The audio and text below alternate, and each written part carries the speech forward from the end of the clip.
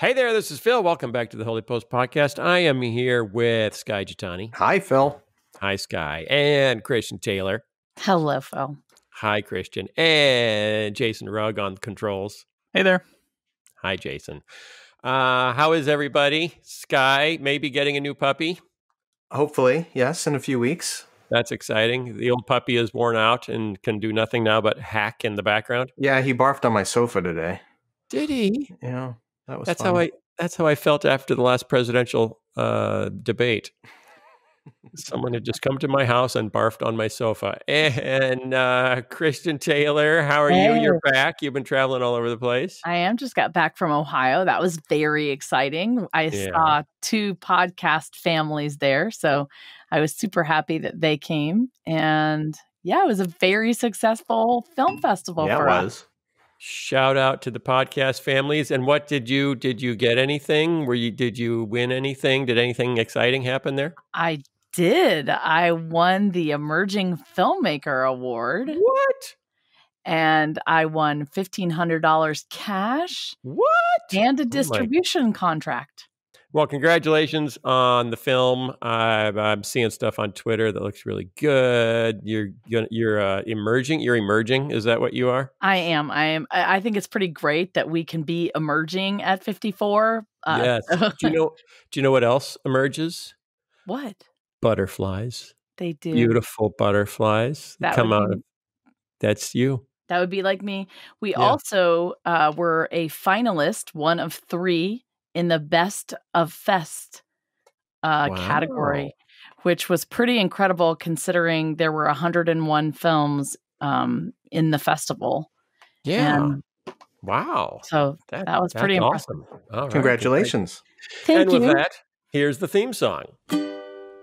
What's the news that you like the most? Who's your favorite podcast host? If it's breakfast, get your toast. It's Skye and Phil and the Holy Post. Skye and Phil and the Holy Post.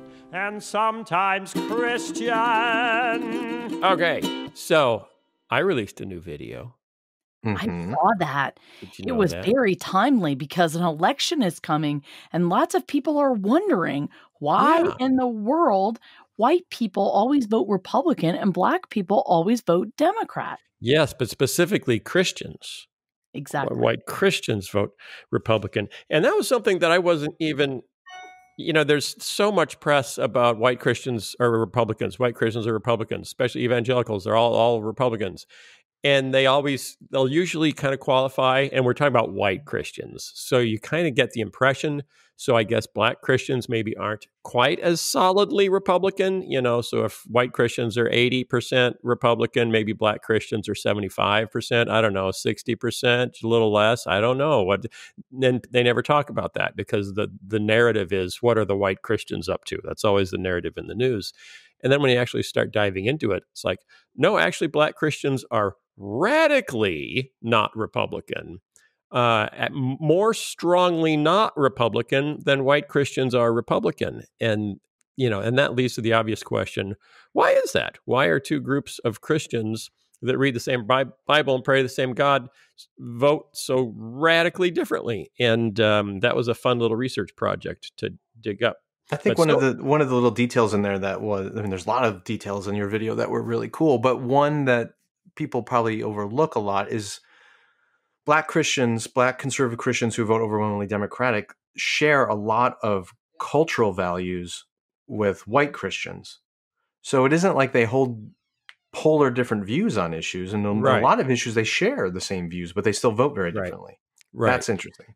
Because I had so many people in the race videos that I've produced, and then just all the political chatter on Facebook and Twitter, I've heard so many white Christian friends or relatives say at some point, I just can't imagine how any Christian could ever vote Democrat.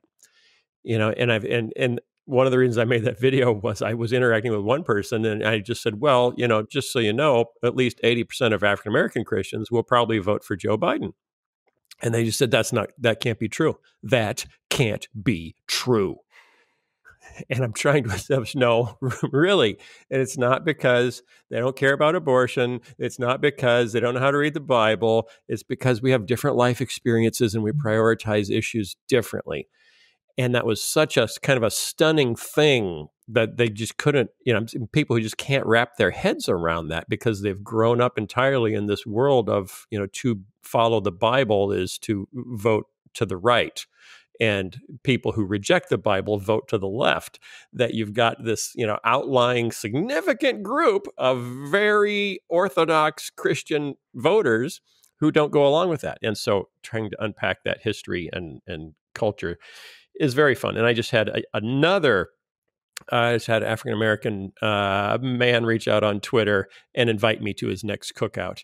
I had 3 or 4 African-American women after my race videos reach out on Twitter and invite me to their cookouts. So that's like, I've decided that is the ultimate compliment, is when, you're invited to a cookout. It's like, we like you, come on in.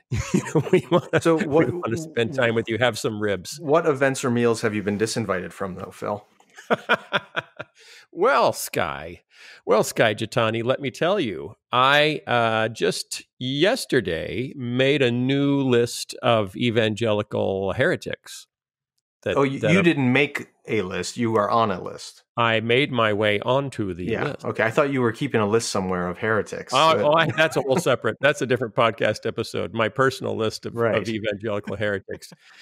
And it would be discouraging to find yourself on a list of evangelical heretics, until you notice that who you're on the list with. Yeah, who's keeping you company?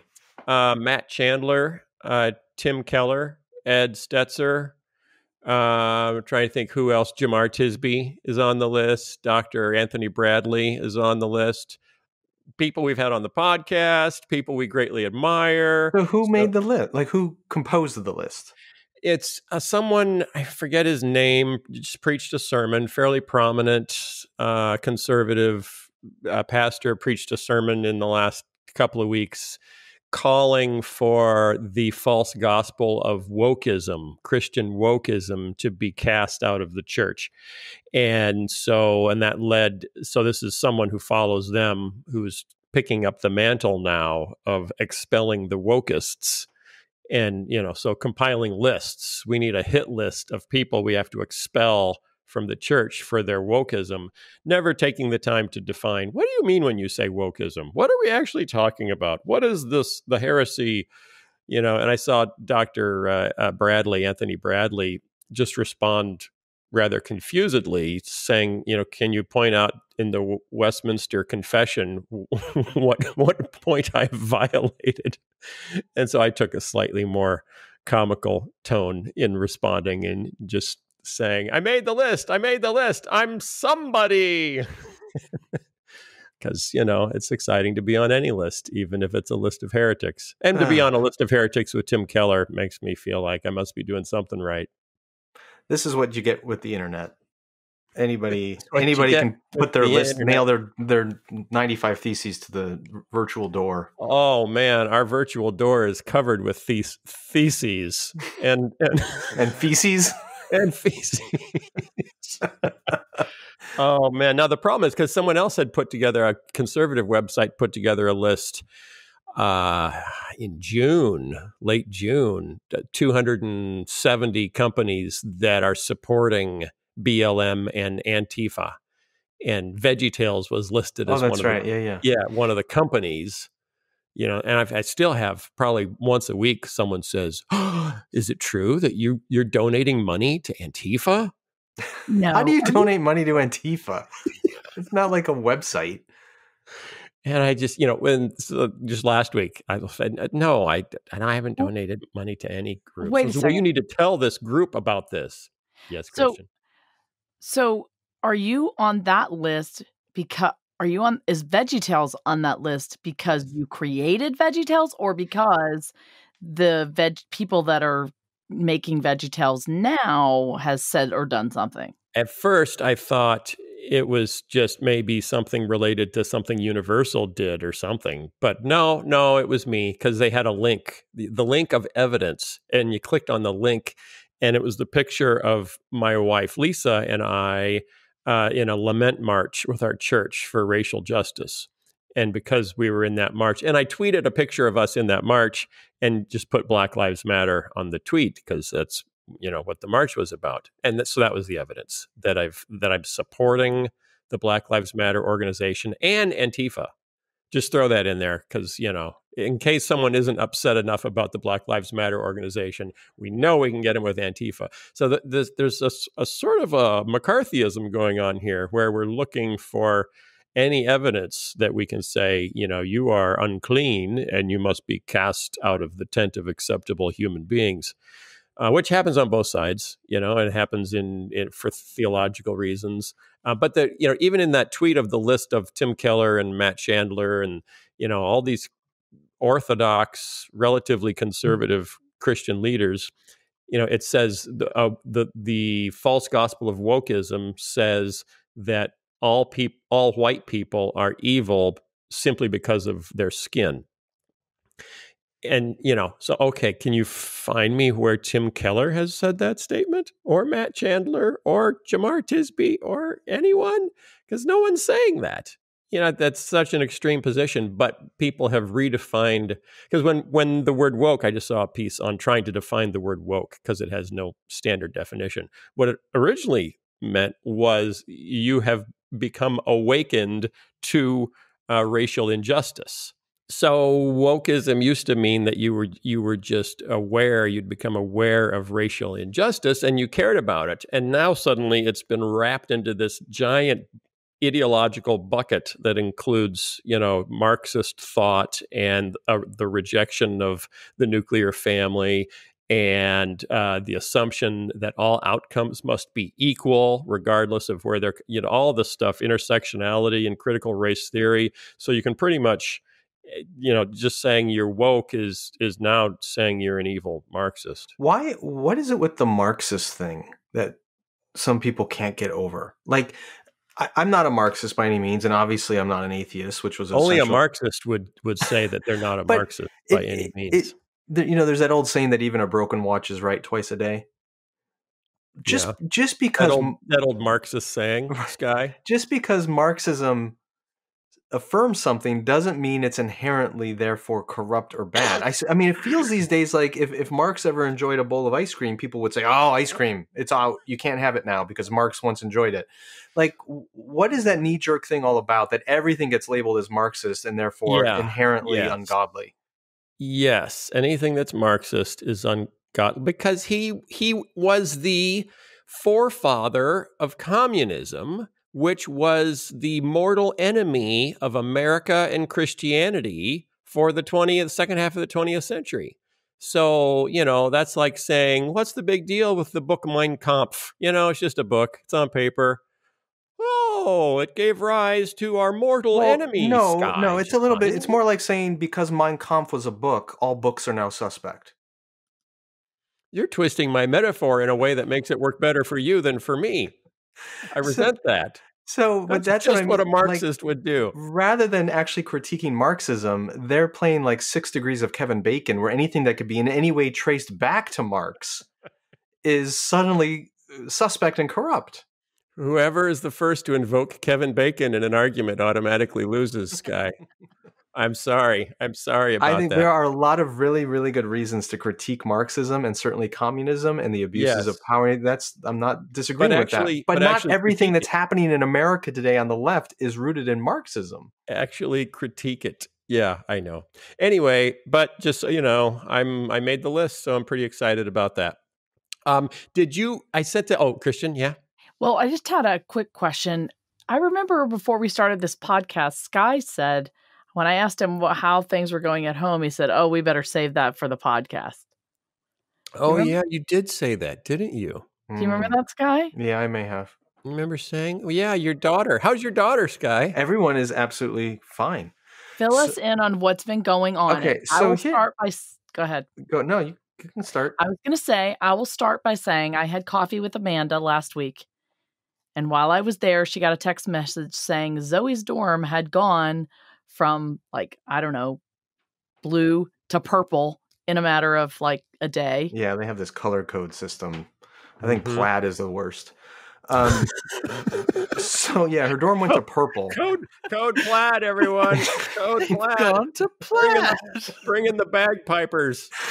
So there's been, more COVID outbreaks on her campus, and her dorm went to purple, which means they more or less have to quarantine. So her roommate already left, and she's kind of locked down by herself. So she wanted to come home because she'd rather be at home and locked it in than at the dorm. So we said, okay, you got to get a COVID test, and if you're negative, we'll bring you home, and then we'll do that. So she took a COVID test. It came back on Thursday. It was negative, so she came home on Friday. On her way home, Amanda decided, just to be super precautious, instead of bringing her straight home, they went to my dad's office. My dad's a physician. He did another COVID test on her, and he did an antibody test. And he looked at everything. He's like, your test came back negative yesterday. You have no symptoms. He had no concern. And my dad is 76 years old. So, he wouldn't be around somebody he was suspecting of having COVID. So she comes home, everything's fine, whatever. We're just waiting to get the test results back. Well, the test results Can you get any sense of where this is going, folks? Well, it gets more complicated. Home, this sense of foreboding, foreshadowing. Oh my. So my dad calls me early the other morning, and he's like, Skye, she's positive. I'm like, what? He's like, I know, I didn't believe, but she's positive, and we all have to quarantine for 14 days, and it just turned into this whole fiasco, and we're so that turned into a mess. And then just today, your dad has to shut down his practice for 14 days? No, just us. Like everyone at the practice has already all got PPE. They're all covered. He was PPE'd out the wazoo. So, But then he calls me today and he says, "Hey, I just got the antibody test back, and it came in at 0." And I'm like, "What does that mean?" And he said, "Well, normally, if she had the virus, you would have either a lot of antibodies, which means she's had the virus for a little while and her body's fighting it off, or you would at least have some antibodies, even if you're asymptomatic." She had absolutely 0 antibodies. And he's like, well, that's a pretty good indication that the test we had back was a false positive. Ugh. And so I'm like, well, how do we know? He's like, we don't know. She had a negative test and a positive test 2 days apart. So he's like, you should at least quarantine for the week and see if anybody gets symptoms or if she does, and say whatever. So now we're just like in this limbo of watching and waiting, not knowing what tests to believe anymore because we've gotten every which result you can get. So we're kind of locked down for the week at least. Holy cow. Yeah, loads of fun. So when did your lockdown start and when does it end? When can we visit you again? Well, it started Friday when she came home. So I guess until this coming Friday. When can our eyes meet? But it does make me wonder, like, all the testing that's going on out there. How much is accurate? Yeah. What the heck do we really know? Are you losing, Skye, faith in experts, would you say? No, not yet. Are you losing trust in our institutions? Yeah, a little bit. I'll confess that. Well, I'm not losing trust in our institutions, but I do think there is no standard. So there's no standard test that's the same in every hospital, in every town, in every state in the United States. And all, it seems like everything's being reported differently. And so it's just hard to understand. A bit of a mess. Which kind of relates to the story I wanted to discuss today. But before I hit that story, which I was segueing with my question to you guys just then. Before I hit that story, we're going to link on the show notes to a debate with 2 of our friends who debated two people who've been on the podcast, David French and Eric Metaxas. They did a debate at John Brown University, where I've spoken a couple of times. Nice place down by Walmart headquarters. Thank you, Skye. Thank you, Taco. Sorry, that wasn't Skye. That was Taco. No, it was all Taco. And the topic of the debate was, should a Christian support Donald Trump? And as we know, and we've talked about before, David French is a conservative, evangelical Republican, although he now considers himself independent because of what's going on in the current Republican Party, and a never Trumper, which he's been heavily criticized for from the right. And Eric Metaxas is a very conservative, now proto-Trumper, and is being criticized for it from the left of evangelicalism. And so they spent 90 minutes. They did a debate that I think we talked about at Gabe Lyons' Q conference, where they talked for like 10 minutes. It was super short and not very productive. But this was like 90 minutes of back and forth. And if you're interested in the issues, why are you talking about politics, Phil? This is supposed to be a podcast about Christianity. Actually, this is a podcast about culture and living Christianly in an increasingly post-Christian culture. So we talk about the cultural moment we find ourselves in at any given time. And right now, we are in a cultural moment of headed towards an election that is pretty much the topic of every conversation. And so we're not going to ignore that. So that's why we're talking about political issues and how a Christian should think about them and behave in them. It's why, I make the videos that I make and why we do the stuff that we do. So if you're interested, really interesting, David French really lays out his case for this is why, as a Christian, I cannot support Donald Trump. And then Eric Metaxas lays out his case for this as a Christian. This is why I have to. If you're interested, go check it out. And just to be clear, on David French's point of view, he's not advocating support for Joe Biden. He's not. No, he's not. He's just talking about why Trump has not earned. He's rejecting the binary that says to not support one is to support the other. Right. Either way.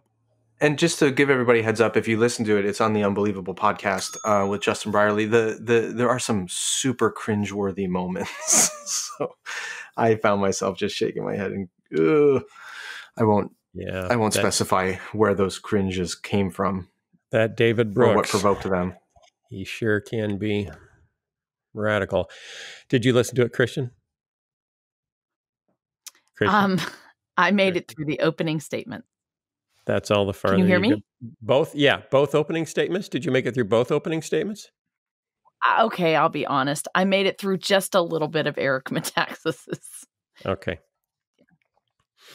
Okay, so I actually considered, should we try to get the right to air, some clips from that? Because there were some really interesting things that David Brooks discussed, like, does he think David French? Sorry, David French. My next story is from David Brooks. David French discussed, like, is he supporting the Black Lives Matter organization when he says Black Lives Matter? And his response on some of those questions is just so good that it's almost want to cut them out and print them up and put them on T-shirts. So I really like some of his response on some of those things. The story I wanted to cover, switching now from David French to David Brooks, and those two names can get tangled up in my head. David Brooks just put out a piece in the Atlantic. He's a conservative, called "America is Having a Moral Convulsion. Levels of trust in this country, in our institutions, in our politics, and in one another are in precipitous decline. And getting a little apocalyptic, a little end of Western civilization as we know it. And when social trust collapses, nations fail. Can we get it back before it's too late?" Dum, dum, dum. Sounds like a real uplifting piece. And not only is it uplifting in air quotes, it's long. It's like 20 pages. That's why I've only read about half of it so far, which is, for our podcast, that's not bad. It means I'm half informed. We're above average. Yeah. We're above average. American history is driven by periodic moments of moral convulsion. In fact, one political scientist said these convulsions seem to hit the United States every 60 years or so. And he actually predicted in 1981 that the next moral convulsion would happen in the first couple of decades of the 2000s, which they have. These moments share certain features. People feel disgusted by the state of society. Trust in institutions plummets. Moral indignation is widespread. Contempt for established power is intense. And then a highly moralistic generation appears on the scene. So the last time this happened was in the 1960s, where we ended up with the civil rights movement and the women's movement and, the hippie movement and the anti-war movement. And suddenly everyone was on the move, but also where we lost a significant amount of confidence in our institutions in government. In 1964, for example, 77% of Americans said they trusted the federal government to do the right thing most or all of the time. Doesn't that seem like high? Super high? Was that ever true? That's amazing. 77% of Americans said they trusted the federal government to do the right thing most or all the time in 1964. It is high. It's obviously very, very high, but I wonder how much of it is the combination of a unified American media and the Cold War. Yeah, well, yeah, and people that still had a living memory of World War II, right, and the civic pride of World War II in the middle of a huge economic expansion and a time of great peace. Yeah, and not just World War II, but the New Deal with Roosevelt, where the government stepped in and rescued a lot of American communities from destitution. So there's a sense of the government's a noble, admirable. Government is our friend. Right. The government helps us. Then came Vietnam and Watergate and the late 60s and riots and government cracking down on riots and the Democratic National Convention in Chicago with police officers beating up protesters. And by 1994, only 1 in 5 Americans said they trusted government to do the right thing. So from basically 4 in 5 to 1 in 5. At the same time, though, on the left, you had all this distrust of government because of Watergate and Vietnam. But on the right, you had Goldwater and Reagan and Rush Limbaugh emerges in that time, and all these very popular voices who are arguing that government is the problem, right? That government expansion needs to. So on both the left and the right, you had attacks on government for different reasons, which by the 90s had eroded trust among everybody. It's not only that we have stopped trusting our institutions, we have also stopped trusting each other. So in Denmark, 75% say the people around them are trustworthy. The Netherlands, 2/3 say the people around them are trustworthy. In America, currently 30% say most people can be trusted. That's the lowest number that's been measured by one particular survey since it started asking the question in 1972. So never since 1972 have Americans trusted one another less.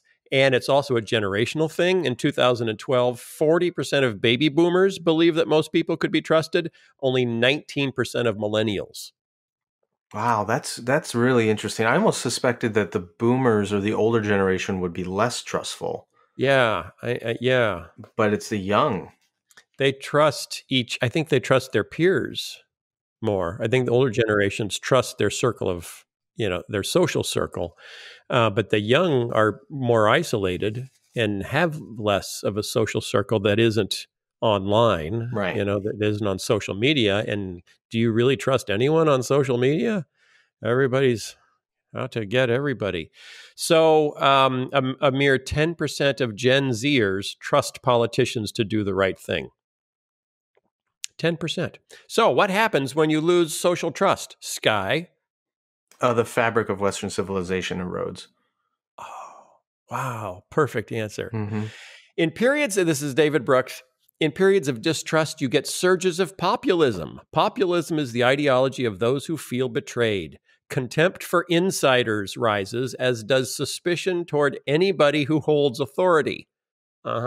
Experts, the press, politicians, judges.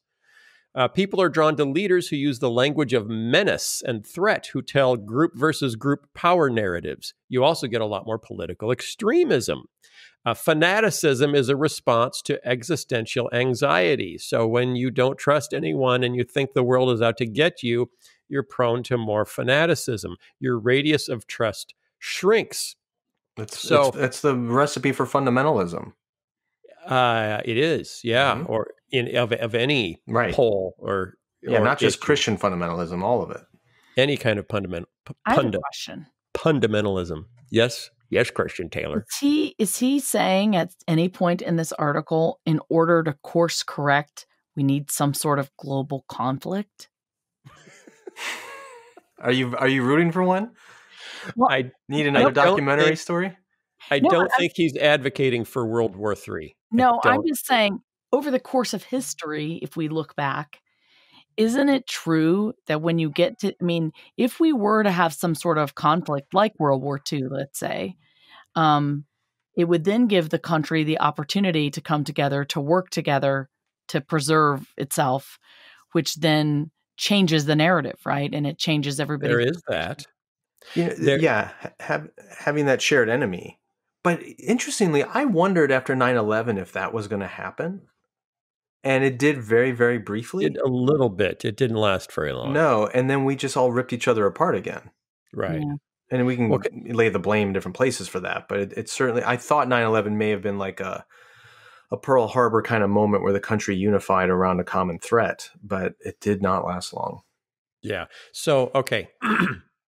In high trust eras where we have high social trust with each other and with our institutions, people have more of a first person plural instinct when we have something bad happen, say like the pandemic, and what we ask is, what can we do? What can we all do to solve this problem?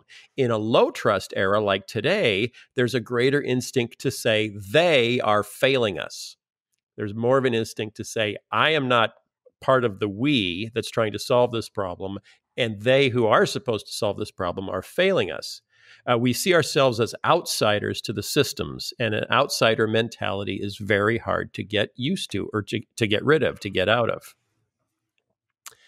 So then he's looking at what's happened during this period, this last 10 years or so, because from Black Lives Matter and Antifa to religious extremism on one end and like campus policing of speech on the other end. All these he sees as responses to uncertainty with heightened moralism. So the heightened moralism of policing speech on college campuses, or the heightened moralism of saying, no, you can't talk about Black Lives Matter because that means you're a Marxist.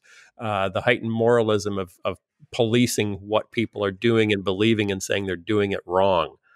So he says, in a period of convulsion like this, almost every party and movement has moved from its opportunity pole to its risk pole. In other words, what's the opportunity to make things better to what are we at risk of losing and how do we defend ourselves? At one point, I don't know if you're going to cover this, Phil, but at one point in the part I read, he talked about the difference between the baby boomer generation, the last generation that really had this upheaval in the 1960s, was that they grew up in relatively stable family systems. Yes, security. They had a sense of security and identity, and so when they become adults, they venture out and risk and explore, and that leads to civil rights and women's liberation and all these new movements that come about. The difference today is we have a generation of young people who've grown up in dysfunctional or broken family structures. And so that insecurity drives them to pursue not risk-taking, but safety. Right. They want security. It's more than just familial security. It's also economic security. Right. But it means we can't let people are also suggesting it's identity security, where 50 years ago, your culture told you things that you didn't have to figure out for yourself, like your gender and your orientation and your identity. So even though we have more freedom now to self-define, there is an anxiety that comes with the pressure. Like, I have to figure all this out. What am I? And typically that was handed to people by their parents or their society in prior generations, and we're not really taking into account how stressful is this for kids to feel like they have to figure out everything about themselves. The side effect of that, though, is also with that anxiety, every ordinary stress that comes upon us takes on catastrophic levels of fear, right? Yeah. So now we have to police speech in our college campus because, heaven forbid, I encounter a word or an idea that challenges me. That's not allowed anymore because my life is already over the top with stress. I can't take it. And you create the snowflake phenomenon and this fragility and this right coddling of the American mind, as Jonathan Haidt talks about. So everyone is looking for more security. So on the political sphere, Republicans want border walls. Democrats want universal basic income. on the campuses, he says they've gone from soft moral relativism to strict moralism of how you're allowed to behave on a college campus. And then he says, this is interesting. He says evangelicalism has gone from the open evangelism of Billy Graham to the siege mentality of Franklin Graham. So he sees the contrast just between the two generations of Grahams. Okay, Christian, I bet you want to know, what does this have to do with me? I do. Why should I care about this? What can we do about it? He talks about, then he gets into like what's happened in prior generations when this has happened. You know, in the 1930s and the 1840s in England, similar kind of revolutions happened. And what you saw was a generation of kind of moral crusaders launch all sorts of new organizations that involved people civically in solving problems, whether it was prohibition or, ending the slave trade or labor laws, these revolutions of new organizations. And so his thesis is that where our character is actually shaped and where we learn to trust each other is when we work side by side in causes, when we're in organizations working side by side. Because if you don't know anybody and you don't work with anybody, you don't realize you can actually trust the people around you. So his question is, will this produce a new generation of civically minded organizations set out to solve specific problems that pull different people in to work together and learn that they can trust each other? And it's probably a multi-decade endeavor to rebuild social trust. Okay. That's David Brooks. Kind of how he ends is, will there be a new generation of civically minded organizations? Because we've given up on the Rotary Club and the American Legion. My grandparents were he was in Gideon's, he was in Toastmasters, he was in the Rotary, he was off at civic organization meetings probably 3 times a week. You know why? Because he was a good person. No. Oh. Because he didn't have the internet. Because today he would just be commenting on different message boards or Reddit streams, and that's where you get that now. Yeah, I mean, I would totally agree with you, and I do think that it is a huge problem because I have been to speak at Rotary clubs and Lions clubs and VFWs and American Legions, and they're all dying. Yeah. What's the average age? The average age is 60. I mean, they really are dying because people are not feeling the need to join. It's just another thing added to their plate. So here's the thing that David Brooks didn't mention that I think is key. Tell us. Churches. Yep.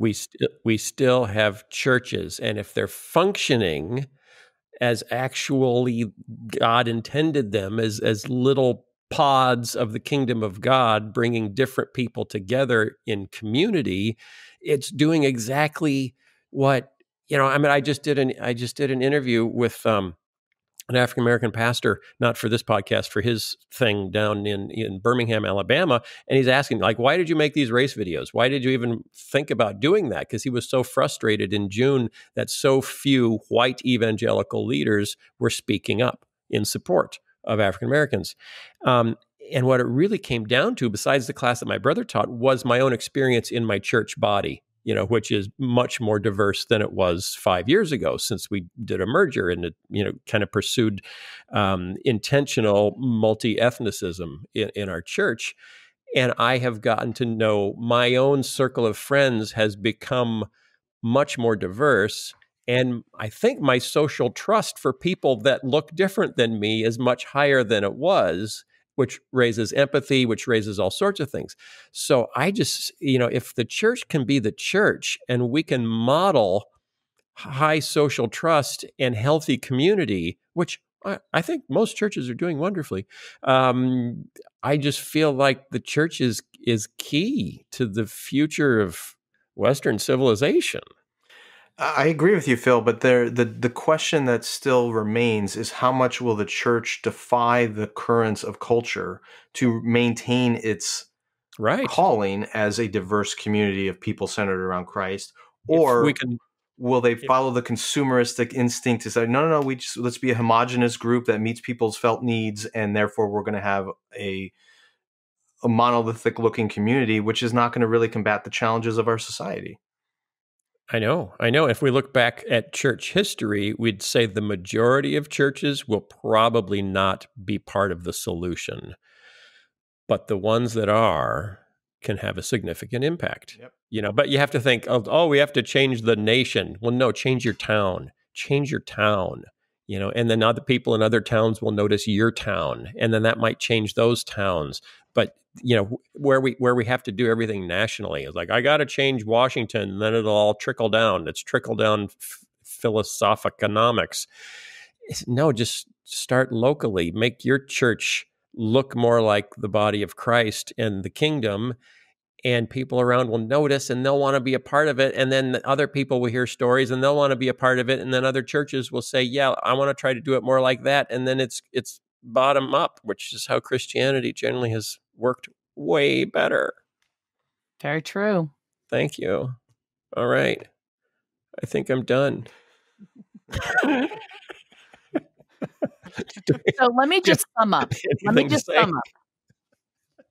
This podcast. We don't trust each other. We need to. I think the church is ideally positioned to show Americans how to trust each other again. But if most Americans, and maybe that's an overstatement, but if a lot of Americans view the church as an inherently bigoted organization, that's a problem. That's a problem. That's a problem, Skye. Well, it's also a problem that, I don't know when, the church is going to change shape through the pandemic. It's changing now. And, what are people going to do when they're able to really go back and participate in church like they have before? I think we are in a real serious time of change and upheaval, not just that way, but also physically. And I do think things will change when we get back together. Are we going to emerge on the other side? What do we want to look like? How do we want to behave? And what kind of people do we want to be? Yeah. So if you have a church, go to a church, know of a church, ask yourself the question, are we living out the kingdom in a way that can actually rebuild social trust in America? Can we be the tip of the spear? Not on wokeism, not on evil Marxism, but on trusting each other so that we can actually create a society that looks more like the kingdom of God and less like the city of man. Good challenge, Phil.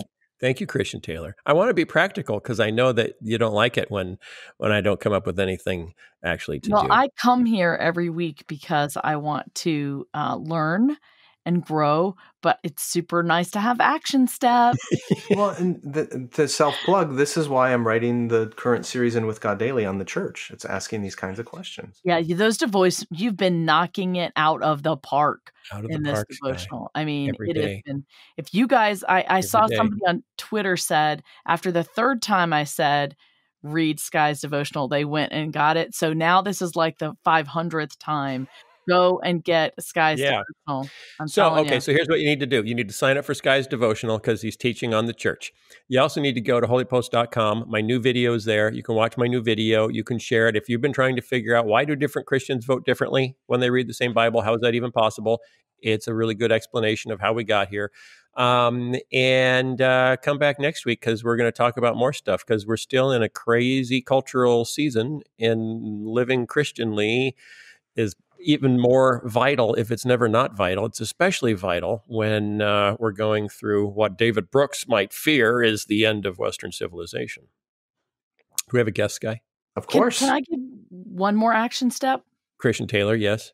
Yeah, you could go and watch a movie this weekend. I know of a great one, and it is screening at the La Femme Film Festival in LA. However, they have given us the opportunity of screening it live on Friday, Saturday, and Sunday. People can join us, watch it live in a group talk and communicate with each other via chat. And at the end, we have Q&A with our cast and crew that's going to be live. So those details are at thegirlwhoworefreedom.com/festival. We also are having a 15% off sale in our shop, which helps fund us, our company, with the code word chagrin, because we won awards at the Chagrin Film Festival. So go buy merch and support us and watch our film this weekend. Those details are on our website. We're also for volunteers. So fantastic. Good job. Fantastic. Okay, we have a guest, right, Skye? We do. Okay, wonderful. We will see you guys next week. Bye, everybody. See ya. Do not worry. Do not judge. Give to anyone who asks. Turn the other cheek. Love your enemy. These are some of Jesus' most famous teachings, and they all come from the Sermon on the Mount. They're also the commands that Christians most often dismiss as unrealistic. In fact, some Christians have developed elaborate theologies designed to dismiss almost everything Jesus said in the Sermon on the Mount. That may explain why Christianity is facing so many challenges today. Some think we're marginalized by our culture because we take Jesus too seriously. But I wonder if it's just the opposite. Could it be that we don't take him seriously enough? That's what my new book is all about. It's called What If Jesus Was Serious? A visual guide to the teachings of Jesus we love to ignore. The book takes you through the entire Sermon on the Mount in short, digestible chapters, each one only 2 or 3 pages. And each chapter also has one of my doodles to illustrate the point that Jesus was making. It's a simple, visual, and accessible book for any reader, but it's loaded with some of the most life-changing and assumption-shattering ideas about what it really means to follow Christ. The book has nearly 300 reviews on Amazon and a 5-star rating. One reviewer said this, quote, "This book is designed for those with short attention spans, but with ears to hear what Jesus is saying to the church today." If that sounds like you, then head over to Amazon or wherever you buy your books and check out What If Jesus Was Serious. I'm thrilled to have N.T. Wright back on the show this week. He's one of the most respected New Testament scholars alive today and the author of countless academic and popular books. His latest book, which is really accessible to anyone, is called Broken Signposts: How Christianity Makes Sense of the World. The book is an exploration of John's Gospel, but Wright uses an unexpected lens to get through the Gospel, as you'll hear in our conversation. And right now, as so very little seems to make sense in our world, it's great to have a mind like N.T. Wright's available to us to help us see things from God's perspective and through the lens and wisdom of Scripture. I think that's what you'll discover in our conversation today. For our Patreon supporters, I've got a bonus conversation with N.T. Wright that you really don't want to miss. I asked him about his view of Satan. The figure comes up a number of times in John's Gospel, but N.T. always refers to Satan as it rather than he, which is definitely odd. So I asked him about that and what Christians should make of this elusive figure throughout the Bible. That conversation is exclusively for our Patreon supporters, so if you're not one of them, now is your chance to go to holypost.com and hit the Support Us button and sign up. We really appreciate the support, and I think you'll really appreciate all the great bonus content. Okay, here is my conversation with N.T. Wright. Well, Tom Wright, welcome back to the Holy Post. We're delighted to have you with us again. Thank you. Good to be with you. How has life been for you in the era of COVID? I hope you're doing well. Strange and busy. We get used to the masks. We get used to having to be careful about when you go into shops and so on. And indeed, getting used to going to restaurants and every table being screened from the next one and so on. And some of them are better than others, but it makes you a bit nervous, and probably quite rightly. It's also quite difficult from a family point of view, because officially at the moment we're allowed to have one bit of the family, say my daughter and her daughter, staying with us. But if they're there, then my son and his family can't come at the same time, because that would be 3 households, which we're not supposed to have. So the whole time, it's a kind of extra unpleasant dimension to everything else. Now, it's easy for me. I work from home. Here I am. So I haven't been furloughed. I haven't been stopped doing my work. Unlike some who are out of jobs and so on, which is very, very unpleasant. And though my wife and I have had odd bits of sickness, colds and flu colds and things, as far as I know, we've neither of us had it, and nor the dreaded disease itself, and nor have any members of our family. So we've had it a lot easier than many on both sides of the Atlantic, but it's still been quite difficult. Indeed. Tell me just briefly, what does church look like for you right now in this era? I know a lot of people are struggling with not being able to gather. How have you been managing? The church that I regularly attend has now, since I guess maybe it was July, I forget, because my wife and I were in Scotland for quite a bit this summer, but they were allowed finally in, I think it was July, to go back to having services with people actually there, but with only with designated seats, so that nobody was sitting closer than 6 feet or 8 feet to anyone else, which meant a rather thin congregation, and also, of course, no singing. And so what some people have done is they've taken to having somebody maybe at the front with a full screen on, singing something, and the congregation being invited maybe to hum along, which this is a poor substitute, but it's better than nothing. But the whole thing has taught us, I think, a lot about the difference between joining a worship service in the same way that I'm talking to you now, in other words, on screen, which is really very poor substitute for the other thing, which is actual meeting in person. Humans are meant to meet together. It's part of being human. We find out who we are when we're engaging with one another. And a screen is a poor, in fact, a screen is an exhausting substitute. And I found that doing Zooms and podcasts and so on, it's very tiring. It is indeed. I think we're all tired of it. On this side of the pond, obviously, the issue of COVID and even church gatherings have become quite politicized.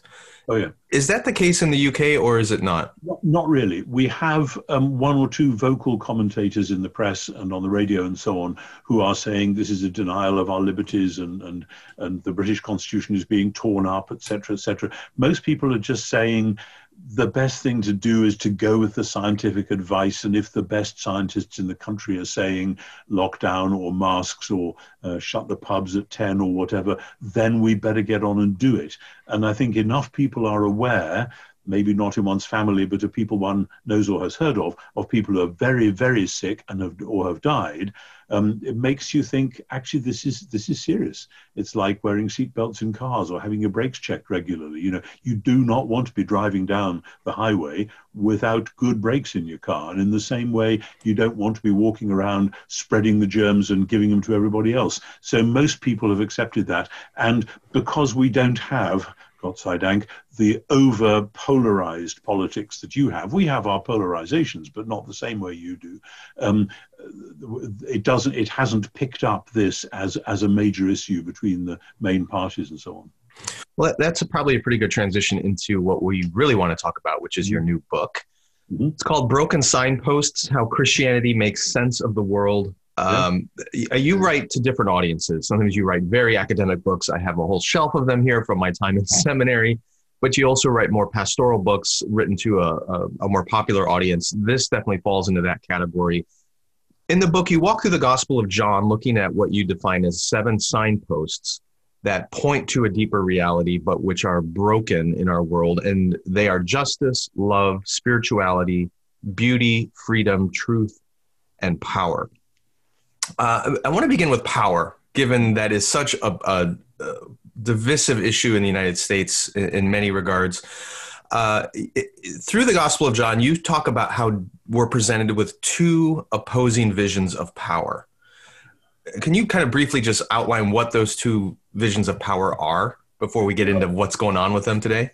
It's a bit complicated, and you would need, or your listeners would need, to check it out in the book in detail. But broadly, what we see, particularly in the climax of John's Gospel, is the sort of power that John claims is there within the kingdom of God, as heralded by and embodied by Jesus, and the sort of power that Pontius Pilate has. So when we see Jesus and Pontius Pilate in debate, one of the topics they're actually debating, it's a heavily ironic passage, is precisely the meaning of power. Pilate says, "Don't you know I have power to crucify you or to have you released?" And Jesus says, "You couldn't have any power over me if it wasn't given you from above." In other words, God has all power. And then he says, "So the one who handed me over to you has the greater sin." In other words, God gives humans power, but he holds them accountable for it. Whereas in Pilate's world, Caesar's world, Caesar does what he wants, and Caesar is accountable to nobody but himself.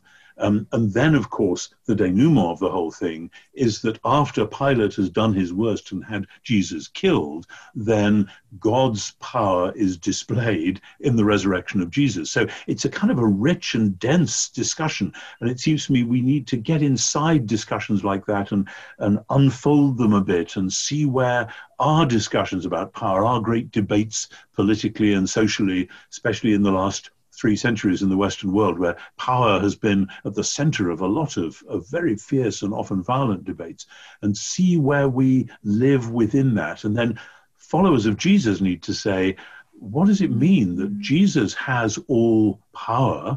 What sort of power is this? How does it work out? And how can we in the power of the Spirit be agents of that power? And these are difficult questions.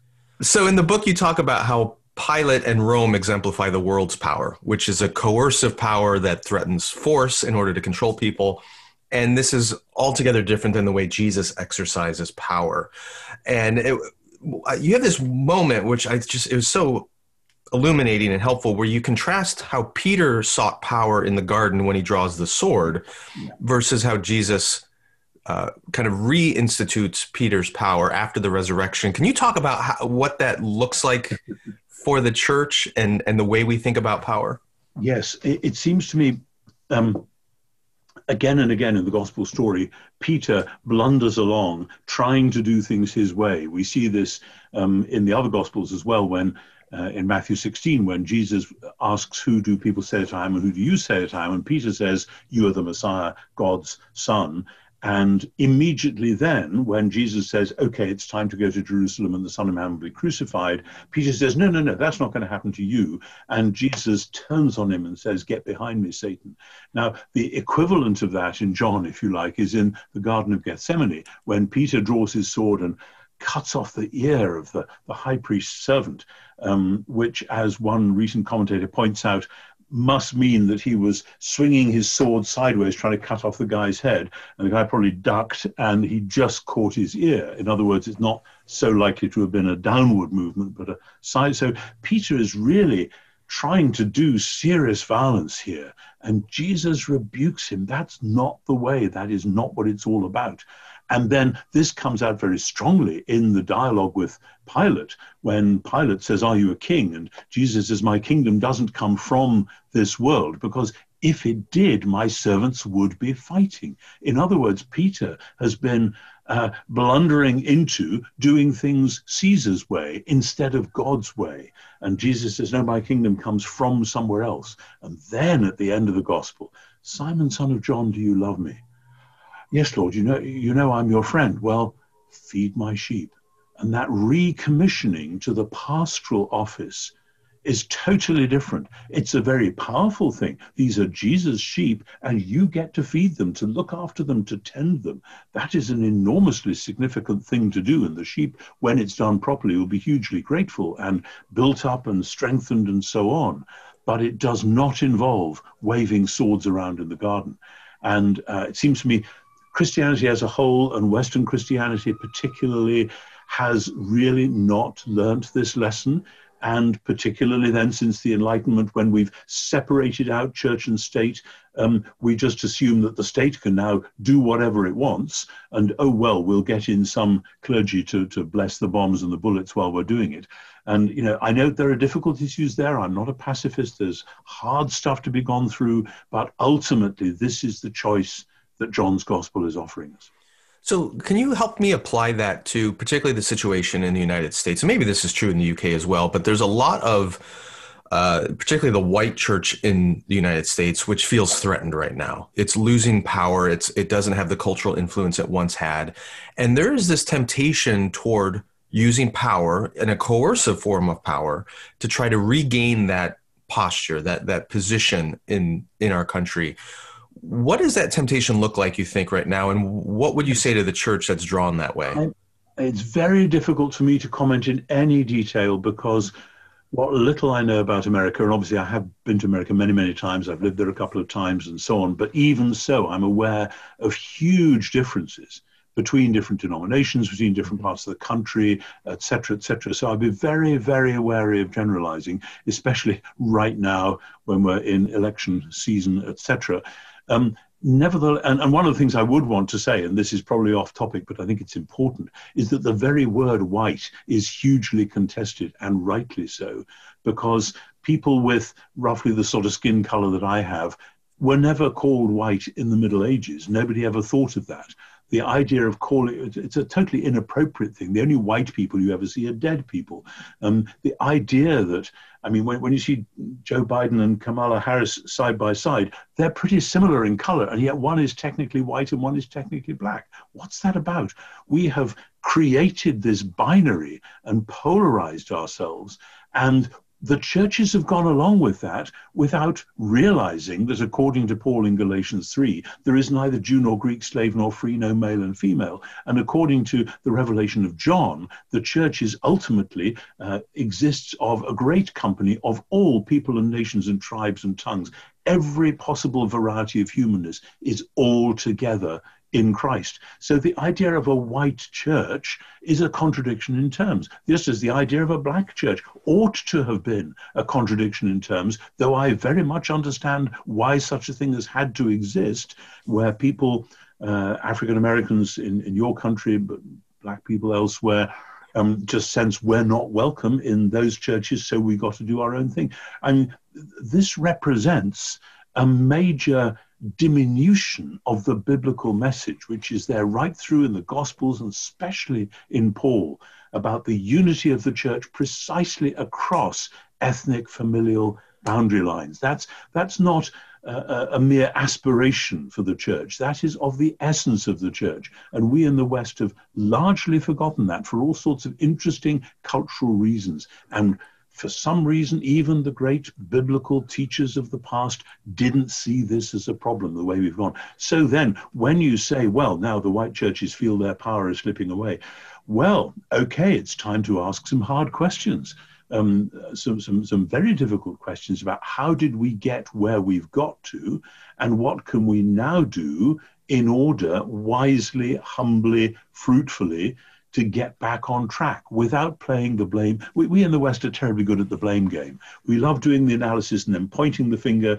And if we can point the finger at ourselves too, then we all feel guilty. And so we kind of sort of enjoy some breast beating and so on. It's time to get past that and say, okay, if we've made mistakes, we have to say sorry to one another and to God. But the great thing about realizing that in the Christian church is there is this thing called forgiveness and reconciliation. And we have to find the way to that. It is costly, both personally, societally, ecclesially, but we've got to do it. Sorry, I could go on about this all day. As you know. I'm actually glad you bring this up, because I've had a couple of recent interviews with other guests where we've talked about this issue of cultural division, of the artificial racial categories that we've imposed on not just the culture, but the church.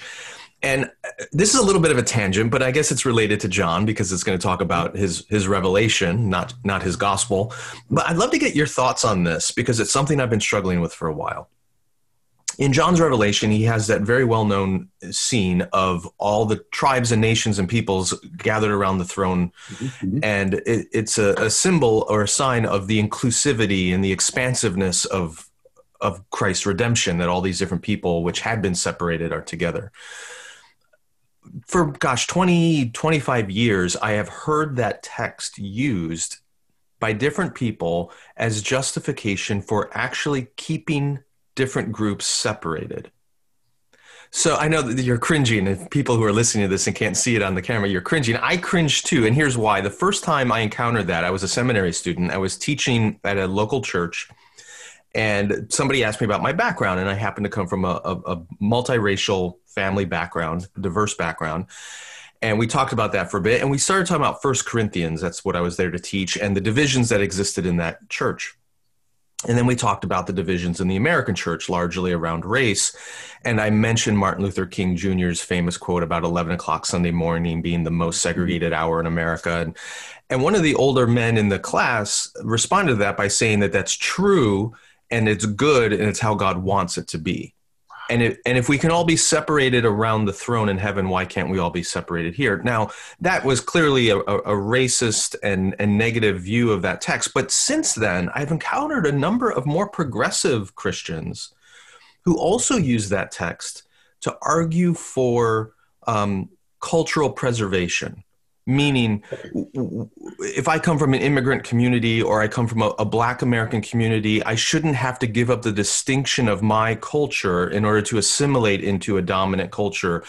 And I understand the post-colonial impulses of not wanting to assimilate, but at the same time, I'm going, well, that argument could be twisted to say, well, then there shouldn't be interracial marriage and we shouldn't dilute anything. So how do you respond to both sides of that use of the text? What we're seeing here is the kind of wobbling of the seesaw from a sort of high modernism, which says we're all basically the same, aren't we?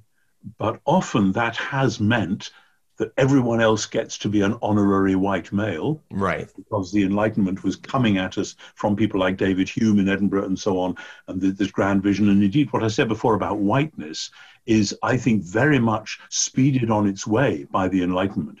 That there's a new book just out by a Harvard professor. I saw it in the store yesterday. I can't even remember the guy's name, where his analysis of the countries of the Enlightenment of Western Europe and America is that they're weird, and the first two letters stand for Western individualistic, and I can't remember what the other three are, but it's showing that in terms of world culture and world history, the way we have construed things in the West the last 300 years is weird. We are not normal. We have invented a new way of doing stuff, and that implicit hegemony of white Westerners is built into that. So then the seesaw then suddenly tilts over, and over the last 25 years, we've had this blessed word identity as the buzzword.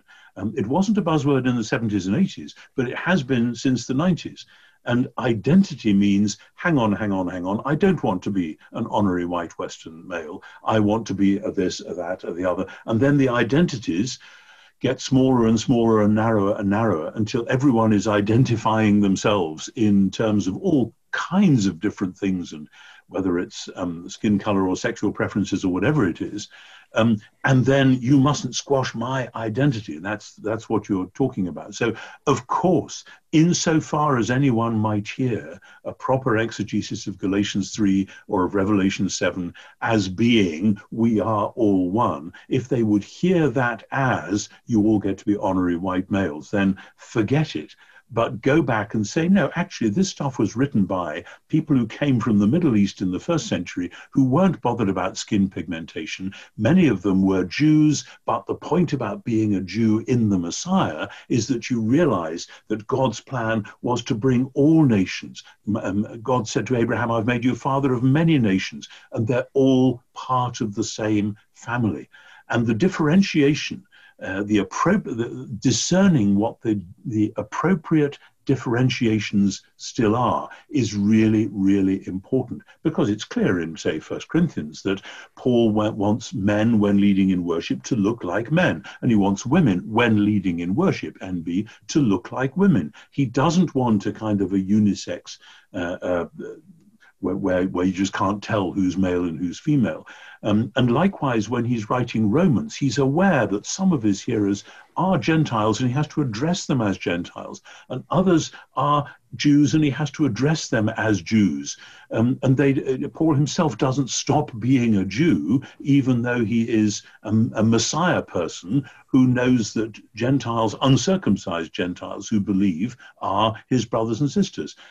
So this needs teasing out at every level. And here's the thing, our categories of inclusivity on the one hand or identity on the other are very broad brush and don't necessarily take us all the places we need to go. One of the things I'm doing lectures on this term in Oxford is on the Philippians. And the beginning of Philippians, Paul talks about praying that the people in Philippi will be able to discern what really matters and to tell the difference between one thing and another. And that is never more necessary than right now, when we're in these swirling cultural and hence political battles. Indeed. In such a pluralistic society as North America has become, and to another degree the UK, To what extent should we be willing to assimilate, accommodate, surrender a cultural identity for the sake of church unity? Well, that's really important. And here we urgently need 1 Corinthians 8, 9, and 10. This isn't what this book's about, but there's a lot of stuff in there which is going in that direction. Where Paul in 1 Corinthians 9, it's all about giving up his rights for the sake of the gospel, for the sake of the people in the church who will be offended if they discover that when he was having dinner with somebody the previous week, he ate meat that had been offered to an idol. As far as Paul's concerned, meat is God's creation, and if you say thank you to God, that's just fine. But he knows that there are some people in the church who used to eat that meat thinking, wow, I'm participating in Poseidon or Zeus or whoever it is, and a bit of that Zeus stuff is getting into me because I'm eating his meat. And even though Paul knows that that whole stuff is basically a load of rubbish because Zeus and Poseidon don't exist, he is aware that for the sake of the conscience of the other people, he is going to give up his rights. And part of the joy of Christian maturity for Paul is being able not to stand on your rights. Instead of saying, because I'm mature, I know how I can do it, and therefore too bad for the rest of you. So the principle of love comes into it very strongly here. But Paul, as I say, remains a Jew, and he can talk about himself as a Jew. Philippians 3, again, Romans 11. So it's a matter of complicated navigation and negotiation. But the crucial things are conscience and love, and not making demands on one another's conscience. We have sometimes to make demands on one another's charity. We have to do things which we know will make other people puzzled, and we have to be able to explain that. But we are not to make demands on one another's conscience. We in the Anglican Communion tried to thrash this out 3 generations ago with the Church of South India, where several denominations got together and people were very worried about the different traditions and how that would work. And this was the rule, that we live with an anomaly in which we may well make demands on one another's charity for the sake of unity, but we do not try to cobble together an ambiguity which will make demands on one another's conscience. I wish we could get into that kind of discussion with some of the key things that are facing us now. Okay, let's go back to the book, because you're on a theme that is also brought up in one of the sections of Broken Signposts, and that is freedom. Yes. Let's talk about that a little bit. At one point you say church is in the freedom business, but that's probably not what most people would say. It's not the experience of a lot of people who tend to view the church as an oppressive, frankly, or limiting entity. So what do you mean by churches in the freedom business? Well, I mean, Jesus himself, as I say, in John's Gospel, had exactly this conversation with some of his Jewish interlocutors when he says, if the Son makes you free, you will be genuinely free. And they say, what do you mean free? We're the children of Abraham. We've never been enslaved to anyone, which is bizarre because it's kind of funny. The key thing in their story was they're several hundred years in Egypt. And then ever since the Babylonian exile, they have been, as Ezra and Nehemiah say, slaves in our own land. So it's a very over-the-top statement. We've never been enslaved, but Jesus goes to the heart of it because he's thinking about genuine humanness, about what it means to be truly human, and about the way in which sin, the worship implicitly or explicitly of idols, and the behavior which results as we lurch this way and that away from genuine humanness and towards various forms of parody humanness, that is then enslaving. And that's, of course, what the word vice means, that you slide into a habit of life which then has you in a grip and you can't break it, you can't get out. You may want to, you may succeed for a day or two, and then you're sliding back again. And Jesus says, no, if the Son, i.e. himself, makes you free, you will be genuinely free. And then that works its way out in all sorts of other contexts. And you can see that, for instance, in his long conversation with the woman of Samaria. She is entrapped, enslaved by her own past and her own fears and her own social ostracism. And Jesus is just giving her a drink of the water of life, which enables her now to go about walking around the town as a free woman. And the people in the town are surprised not only by what she tells them, but I think by the fact that she comes and speaks boldly to them, granted all that they know about her past. So there is a sense of freedom being worked into the narrative of the gospel. And of course, you see that dramatically in things like the raising of Lazarus and so on, where it's the slavery of death itself is broken by the prayer and the power of Jesus.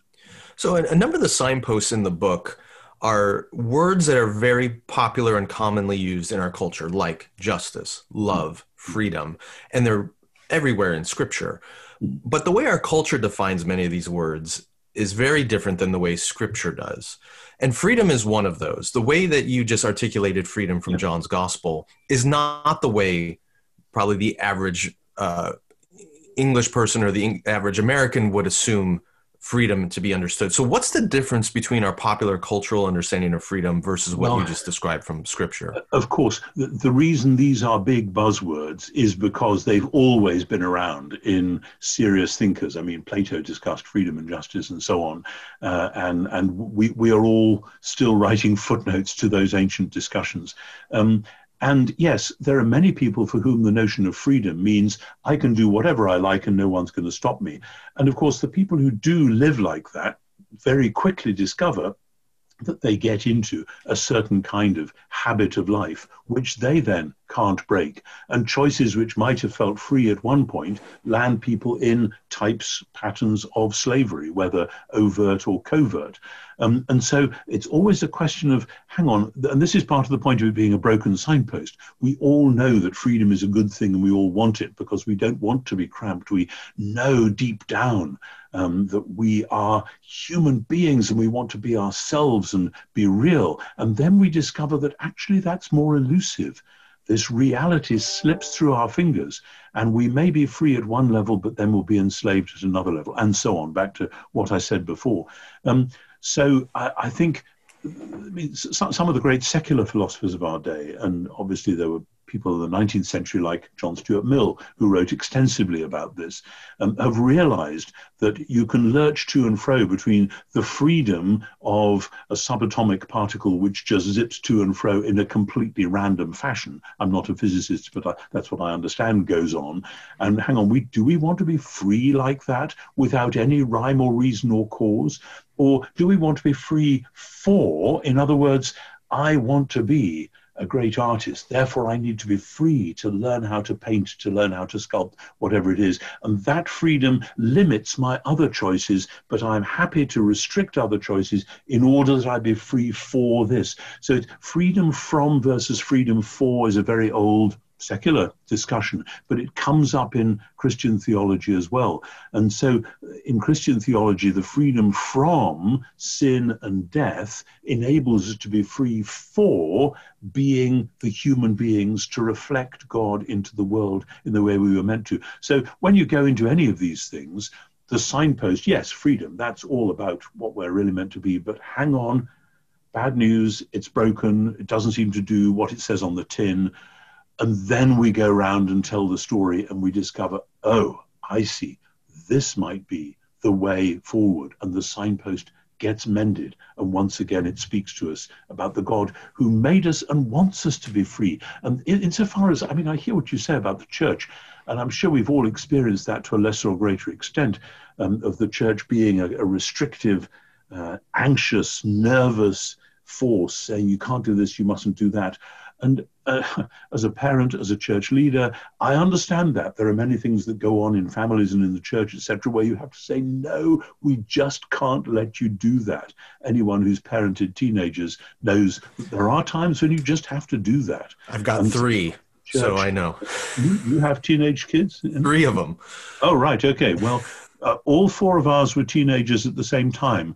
There was a 6-month period when that happened, and Maggie and I threatened to go off to New Zealand and leave them to it, and then we thought better of it. They just said, yeah, wow, we have a party all the time. That was precisely the problem. But I mean, you take the point that it's a very strange word. Old song, freedom is a word I rarely use without thinking, and then the song goes on of the time when I've been loved. But actually, there is another version, I forget where I heard this, which says freedom is a word I rarely use without thinking. what on earth does it mean? And that's where a great deal of our society has been. You very helpfully described freedom without any restraint as just chaos. Yeah, exactly. And it's certainly not the world that God wants. That's the subatomic particle zipping around. Right. It's random. Exactly.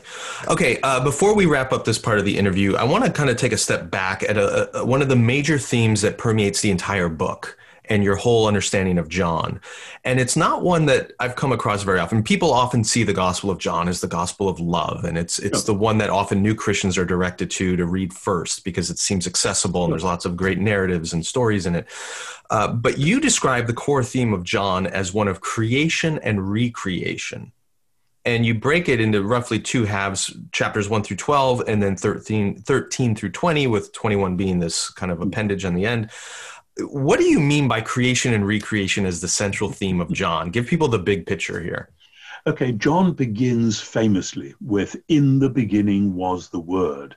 And anyone who has a smattering of biblical knowledge knows, if they think about it for a minute, that that is an echo of Genesis chapter 1, verse 1. And indeed, anyone writing within the biblical tradition who starts a book with "in the beginning" is making a huge statement. Hey guys, I'm writing a new Genesis. Guess what?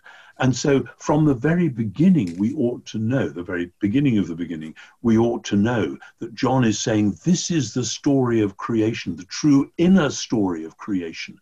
But then when you get to chapter 20, the resurrection chapter, and you compare it with the beginning of the gospel, the prologue in chapter 1, verses 1 to 18, you see there are very similar themes. There is new life, there is light, there is this morning moment. There are several things which are in parallel, but this time John has made it clear.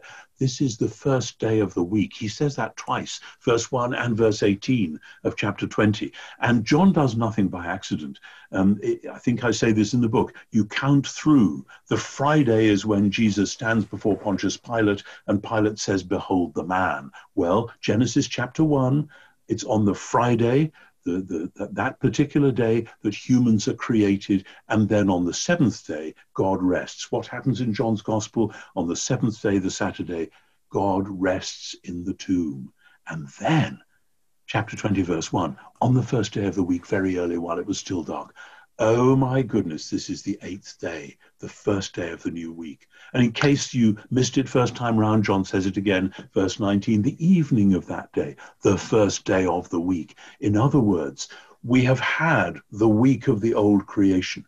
New creation is now beginning. So does it just begin with the resurrection? No, because there are all sorts of hints at that already. Because when Jesus changes the water into wine and does the other signs in John's gospel, this is why broken signposts was such a good mesh for John's gospel, because it is all about the signs. The signs are of new creation already breaking in even during Jesus' ministry. And then with the resurrection, what was hinted at and revealed secretly during the course of the narrative bursts out into life with Jesus' own resurrection, which is the beginning of the real new creation, into which then, by the Spirit, we are all called to take part. It's a wonderful theme. It is, and I know it's come up in your other books that have influenced me deeply, and even some of the things I've written, but the connection of resurrection, new creation, the worship of the church on Sunday morning, Jesus as the first fruits of the larger redemption and harvest from 1 Corinthians 15, it's a theme we don't talk about enough that is incredibly powerful and beautiful for the church to focus on. Tom, thank you so much for your time. Before you go, I want to spend a few minutes recording a bonus segment for our Patreon subscribers, which I think what I want to tackle, again, from your new book, Broken Signposts, is a topic that a lot of Christians shy away from right now, which is the role of the devil, the accuser in John's gospel, and how Jesus brings that up. So if you're a Patreon subscriber, thank you for supporting the Holy Post. You're going to get this bonus segment with Tom Wright on a really interesting topic. Thank you again so much for your time, and we appreciate you coming back to the Holy Post. Can't wait to have you back on again. Thank you. Thank you. The Holy Post podcast is a production of Phil Vischer Enterprises, that's Phil's company, and Skye Pilot Media, that's Skye's company. Production assistance by Julie Betcher. Editing by Jason Rugg. Help us create more thoughtful Christian media by supporting us at patreon.com/Holy Post. Also, be sure to leave a review on iTunes so more people can discover thoughtful Christian commentary, plus ukulele, and occasional butt news. Visit holypost.com for show notes, news stories, and more.